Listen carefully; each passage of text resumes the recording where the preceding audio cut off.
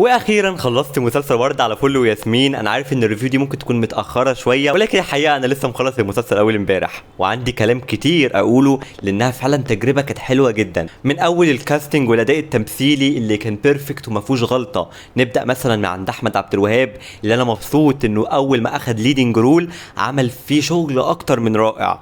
الولد عنده كاريزما، عنده حس فكاهي رائع في المشاهد الكوميديه، وعنده كمان اداء درامي من اروع ما يمكن. وكمان صبا مبارك اللي كان وحشني جدا ان اشوف ليها دور يفكرنا قد ايه هي ممثله قويه فعلا. غير كمان السايد كاركترز في المسلسل، وليد فواز اللي اول ما ظهر قلت ده التيبيكال رول بتاع الشخص البلطجي، ولكن الحقيقه ده ما حصلش تماما. شفنا طريقه مختلفه شويه لتقديم شخصيته، وكانت حاجه من اروع ما يمكن.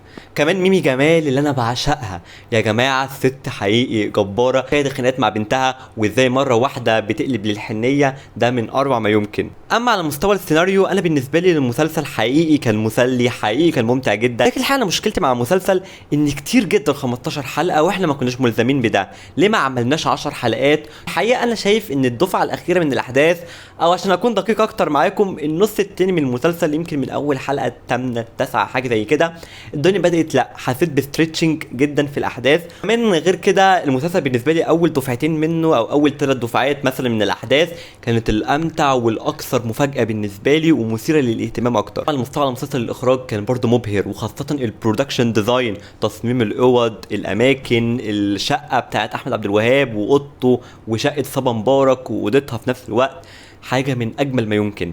ورد على فل وياسمين واحد من افضل المسلسلات المصريه اللي انا شفتها السنه دي، حقيقي كان ممتع جدا، تجربته كانت جميله، وتقييمي ليه هو 8 من 10.